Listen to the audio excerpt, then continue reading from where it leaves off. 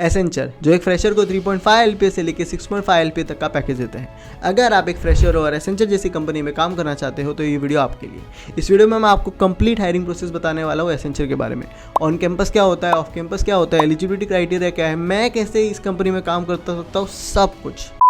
So hey friends, welcome to last moment news. मेरा नाम सुमित सिंह राजपुरोहित है और आज इस वीडियो में मैं आपको एसेंचर की कंप्लीट हायरिंग प्रोसेस बताने वाला हूं। समझो आप एक third year final year student हो, जॉब ढूंढ रहे हो एज ए फ्रेशर, तो एसेंचर एक ऐसी कंपनी है जो 30,000, 40,000, 50,000 लोगों को भी per year as a fresher hire करती है।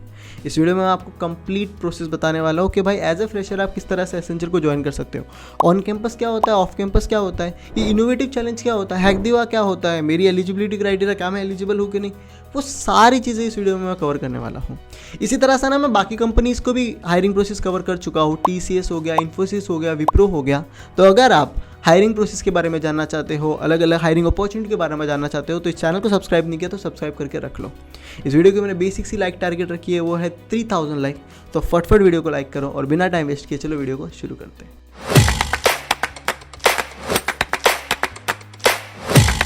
तो भैया सबसे पहले देख लेते हैं कि ऐसे कौन से तरीके हैं जिससे एसेंचर एज ए फ्रेशर लोगों को हायर करता है। सबसे पहला तो इनका ऑन कैंपस होता है भैया। ऑन कैंपस हर साल एसेंचर अलग अलग कॉलेजेस में जाता है और हायरिंग करता है। दूसरा होता है वो होता है ऑफ कैंपस। ऑफ कैंपस मतलब क्या है, इनके करियर पेजेस पे ना बहुत सारी हायरिंग अपॉर्चुनिटीज आती रहती है हर साल। अभी रिसेंटली तो इतनी सारी आई है कि कुछ तो अभी भी शुरू है। मैं आपको इनके करियर पेजेस की लिंक दे दूंगा। इसी के साथ साथ अपने लिंक्डइन पे भी जब भी इनको और स्टूडेंट्स की ज़रूरत पड़ती है और फ्रेशर्स की ज़रूरत पड़ती है तो अपनी हायरिंग इनके करियर पेज और लिंक्डइन पे निकालते रहते हैं। तो वहाँ पे आप ऑफ कैंपस इसमें अप्लाई कर सकते हो। तीसरा जो तरीका है जिससे एसेंचर हायर करता है वो होता है इनका एसेंचर इनोवेशन चैलेंज। पिछली बार ये सितंबर में हुआ था, तो इस बार भी सितंबर होने की चांसेस है। ये कोडिंग हैकाथॉन होता है जिसमें एसेंचर नॉन प्रॉफिट ऑर्गेनाइजेशन के साथ काम करता है, उनकी बिजनेस प्रॉब्लम सॉल्व करता है। पर इसी के साथ साथ उनको विनिंग प्राइस तो मिलती है जो बंदे अच्छा जीतते या फिर अच्छा परफॉर्म करते हैं, पर इसी के साथ साथ उन्हें हायरिंग अपॉर्चुनिटी भी मिलती है, मतलब उनको एसेंचर के साथ काम करने का मौका मिलता है। फोर्थ जो अपॉर्चुनिटी है वो है हैक दिवा, जो रिसेंटली अभी फरवरी में हुई थी, तो अगले साल वो फरवरी में होगी। ये फीमेल्स के लिए कोडिंग चैलेंज होता है जिसके थ्रू एसेंचर बहुत अच्छे प्राइजेस भी देता है उनको और साथ में हायरिंग अपॉर्चुनिटी भी मिलती है थ्रू हैक दिवा। तो ये कुछ 4 अपॉर्चुनिटीज़ है जिसके through Accenture as a fresher students को हायर करता है। इसी के साथ साथ उनके कुछ चैलेंजेस हर साल होते हैं, पर आपको इसीलिए उनका लिंक्डइन पेज को फॉलो करना बहुत ज़रूरी है और उनका करियर पेज चेकआउट करना है। पर ये कुछ ऐसी चीज़ है जो हर साल होती है, बाकी चीज़ें उतनी फ्रिक्वेंट नहीं हो पाती। इतना क्लियर हो गया? ओके, आगे बढ़ते हैं और ये देखते हैं कि अगर इनका ऑन कैंपस या फिर ऑफ कैंपस हो रहा है तो उनका रिक्रूटमेंट प्रोसेस क्या है, किस तरह से, मतलब क्या राउंड होते हैं। तो टोटली असेसमेंट प्रोसेस में आपको बता देता हूँ। सबसे पहला होता है मॉक असेसमेंट, जहाँ पे अगर आप ऑनलाइन टेस्ट भी दे रहे हो तो आपको एनवायरनमेंट सही से जम रहा है कि नहीं, कैसा होगा क्या होगा, इसलिए एक मॉक टेस्ट आपका लिया जाता है। इतना क्लियर है? ये होता है कुछ 20 मिनट का। उसके बाद असेसमेंट 1 होता है, 2 होता है, 3 होता है। 3 असेसमेंट के बाद आपका इंटरव्यू होता है। इसको मैं और डिटेल में आगे बताता हूँ जस्ट 1 मिनट में। ये रहा, सबसे पहला होता है वो होता है कॉग्निटिव एबिलिटी। तो ये देखो, पहले असेसमेंट में कॉग्निटिव एबिलिटी और टेक्निकल असेसमेंट होता है। इसके अंदर कॉग्निटिव एबिलिटी के अंदर आपको बेसिकली एप्टीट्यूड पूछा जाता है। कोई भी अगर सर्विस बेस्ड कंपनी अपना रिक्रूटमेंट कर रही है ना, इनका पहला राउंड एप्टीट्यूड ही होगा और सेकंड राउंड होगा कोडिंग के 2 क्वेश्चन। TCS ले लो, विप्रो ले लो, इन्फोसिस ले लो, सबका ऐसा मोटा मोटा तो इतना ही है। तो इनका भी वही प्रोसेस है। पहले में आपको एप्टीट्यूड पूछा जाता है, इंग्लिश एबिलिटी हो गई, क्रिटिकल थिंकिंग और प्रॉब्लम सॉल्विंग हो गई और फिर एब्स्ट्रैक्ट रीजनिंग हो गई। 50 क्वेश्चंस पूछे जाएंगे 50 मिनट में, इसलिए आपका एप्टीट्यूड स्ट्रांग होना चाहिए। उसके बाद टेक्निकल असेसमेंट होगा, जहाँ पे आपको कुछ टेक्निकल सब्जेक्ट के नॉलेज होनी चाहिए। फॉर एग्जांपल आपको कॉमन एप्लीकेशन और MS ऑफिस का आइडिया होना चाहिए, सूडो कोड का आइडिया होना चाहिए और उसके साथ fundamentals of networking, security and cloud, in 3 subject का अच्छे से आइडिया होना चाहिए। उसके बेसिस पे आपको 40 क्वेश्चन आएंगे और आपको 40 मिनट्स मिलेगा उनको फटफट सॉल्व करने में। उसके बाद आपका कोडिंग राउंड होगा। जैसे अगर आप देख लोगे तो पहला होता है अपना कॉग्निटिव एंड टेक्निकल, उसके बाद आपका कोडिंग असेसमेंट होता है। सेकंड असेसमेंट कोडिंग असेसमेंट होता है, आपको 2 क्वेश्चन दिए जाते हैं, 45 मिनट्स मिलती है। पहला क्वेश्चन थोड़ा सा मीडियम लेवल का होगा, सेकंड क्वेश्चन थोड़ा हार्ड लेवल का होगा। आप अपने हिसाब से प्रोग्रामिंग लैंग्वेज चूज कर सकते हो, C, C++, .NET, जावा, पाइथन, और आपको ये 2 प्रॉब्लम सॉल्व करनी है। जैसे ही आपका सेकंड असेसमेंट हो गया, फिर आता है third assessment. Third assessment communication assessment होता है। बेसिकली एसेंचर ना पूरी दुनिया के साथ, कंपनी के साथ काम करता है, तो इसलिए आपकी जो इंग्लिश है या फिर आपकी फ्लुएंसी बहुत सही होनी चाहिए कि आप बाकी के क्लाइंट के साथ प्रॉपर्ली कम्युनिकेट कर पा रहे हो कि नहीं। इसलिए ये चीज़ होती है जिसमें सेंटेंस मास्टरी होती है, वोकैबुलरी होती है, फ्लुएंसी होती है और उसके साथ प्रोनाउंसिएशन होता है। तो ये सारी चीज़ें 30 मिनट्स का होता है राउंड, जिसमें आपको इसको सॉल्व करना रहता है। ये था, ऑन कैंपस भी यही प्रोसेस होता है, ऑफ कैंपस भी यही प्रोसेस होता है। उसके बाद अपना इंटरव्यू होता है जो बेसिकली HR इंटरव्यू होता है। इतना क्लियर है? ओके। कौन से रोल के लिए हायर करते हैं? तो एडवांस एसोसिएट सॉफ्टवेयर इंजीनियर के लिए वो हायर करते हैं ऑन कैंपस ऑफ कैंपस, और एसोसिएट सॉफ्टवेयर इंजीनियर के लिए ये 2 रोल के लिए जनरली हायर करते हैं।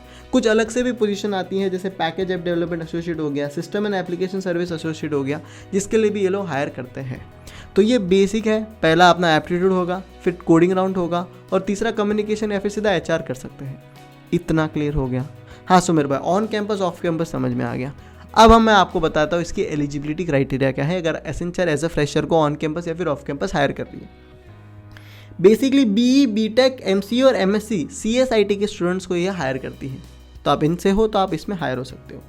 कोई भी एक्टिव बैकलॉग नहीं होना चाहिए जब आप अप्लाई कर रहे हो या फिर जब आपका ऑनबोर्डिंग हो रहा है। आपको कोई भी एक्टिविटी नहीं होनी चाहिए। आपका परसेंटेज क्राइटेरिया 65% और या फिर 6.5 CGP आपके पास होना चाहिए जब आप इसमें अप्लाई कर रहे हो। You should have completed a relevant degree. यही चीज़ क्या बता रहा है कि अगर आपकी 4 साल की डिग्री है तो वो 4 साल में ही कवर होनी चाहिए। आपको कोई ड्रॉप या फिर गैप ईयर नहीं होना चाहिए। अगर आप ME MTech कर रहे हो 2 साल की है तो 2 साल में ही कंप्लीट होनी चाहिए। इतना क्लियर है? Candidate should not appear for Accenture recruitment process. मतलब पिछले 3 महीनों में आपने इनके कोई रिक्रूटमेंट प्रोसेस में पहले से अप्लाई नहीं किया रहेगा था।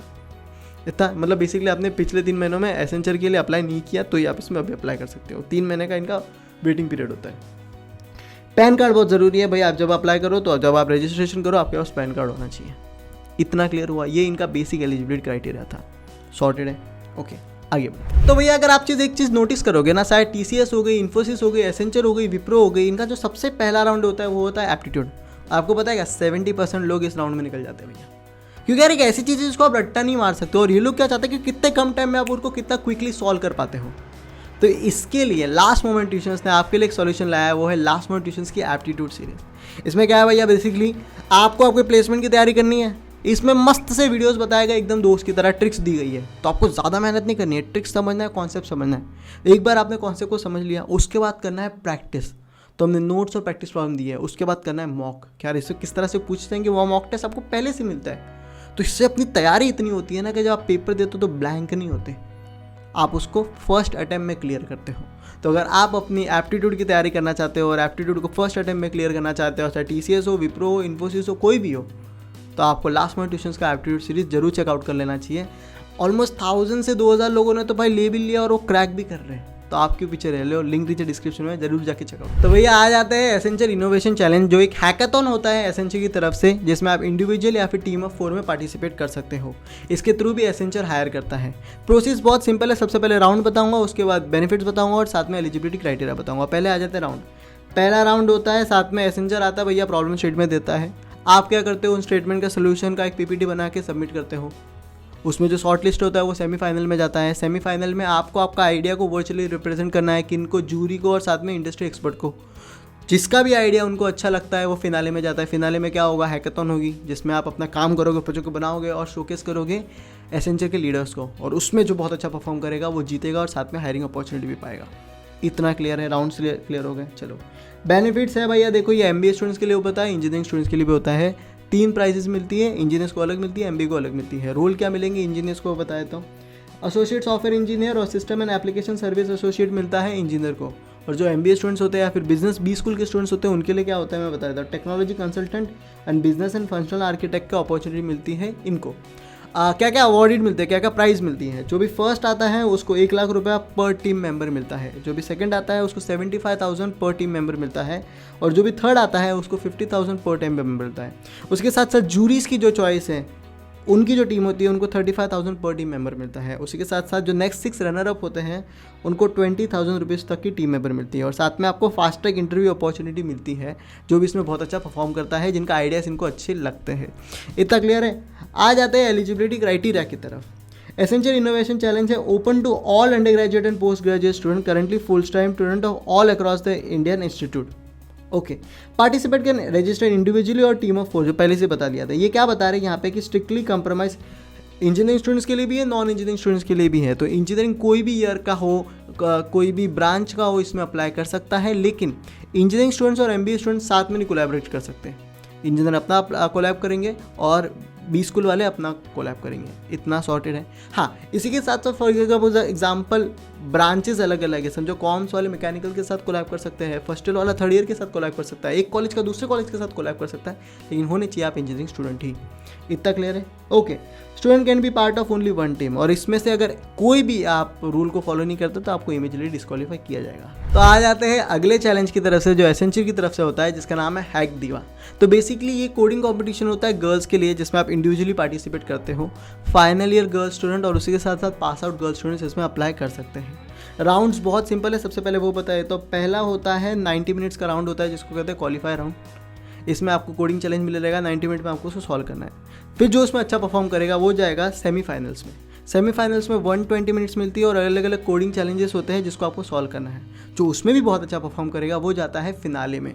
वहाँ पे भी आपको 120 मिनट्स मिलती हैं और कोडिंग चैलेंजेस थोड़े हाई हो जाते हैं, अलग अलग टेस्ट केसेस आपको पास करने पड़ते हैं, और उसमें जो बहुत अच्छा परफॉर्म करता है वो जीतता है। जीतने में आपको क्या रिवॉर्ड्स मिलेंगे, चलो मैं आपको बता देता हूँ। सबसे पहले जो फर्स्ट आता है उसको एप्पल मैकबुक मिलता है, सेकंड जो आता है उसको एप्पल का आईपैड मिलेगा, थर्ड जो आएगा उसको बॉस के स्पीकर्स मिल जाएंगे। उसी के साथ साथ 10 runners could winner voucher worth ₹5,000 each. उसी के साथ साथ जो टॉप 10 कैंडिडेट होते हैं उनको अवॉर्डेड किया जाएगा विद द प्राइस वर्थ ₹25,000। और साथ में टॉप कंटेस्टेंट हो गए who are shortlisted as per eligibility criteria will get an opportunity to participate in Accenture fast track recruitment process. की ओर बोला था वो इसके थ्रू भी हायरिंग करती है। एलिजिबिलिटी क्राइटेरिया मैं आपको बताया था basically the competition is only for individual participant. इतना क्लियर है? Female candidate from all stream and branches of BE BTech ME MTech, जो कोई भी ब्रांचेस है उसमें अप्लाई कर सकता है, पर MCA और MSc CSIT वाले ही इसमें अप्लाई कर सकते हैं। इतना क्लियर है? Pass out with full time education can participate in this. Sorted है? First year, second year, third year engineering students are not eligible to apply and will be disqualified immediately. इतना clear है? Registration mandatory है participate करने के लिए। No Accenture employee can participate in this content. Scoring will be automated and will be based on 4 major parameters: time efficiency, memory efficiency, logic correction और साथ में semantic analysis. Sorted है ये। तो भैया ये थी आज की वीडियो। आई होप ये वीडियो आपको अच्छी लगी रहेगी। तुम्हारा भाई यार इतनी रिसर्च करके लिए आपके लिए कंप्लीटली हायरिंग प्रोसेस लेके आता है भैया, देखो टक टक टक टक टक। तो आप कमेंट में बताओगे आप अगली कौन सी कंपनी चाहते हो, किसकी हायरिंग प्रोसेस जानना चाहते हो। उसी के साथ साथ हमने TCS, विप्रो और इन्फोसिस की तो पहले से बना के रखी है, तो डिस्क्रिप्शन में आपको उसकी लिंक मिल जाएगी। हम ऐसे ही रोज़ ना जॉब अपडेट डालते रहते भैया, अपॉर्चुनिटी। तो आप हमारी टेलीग्राम ग्रुप को ज्वाइन कर लो, और साथ में लाइक टारगेट कंप्लीट नहीं किया तो क्या करो भैया, 3000 लाइक बढ़ा रखा है पर आपको कंप्लीट करना है, तो फटफट लाइक टारगेट पूरा करो। मिलते हैं अगले वीडियो में, तब तक के लिए thank you so much and have a nice day.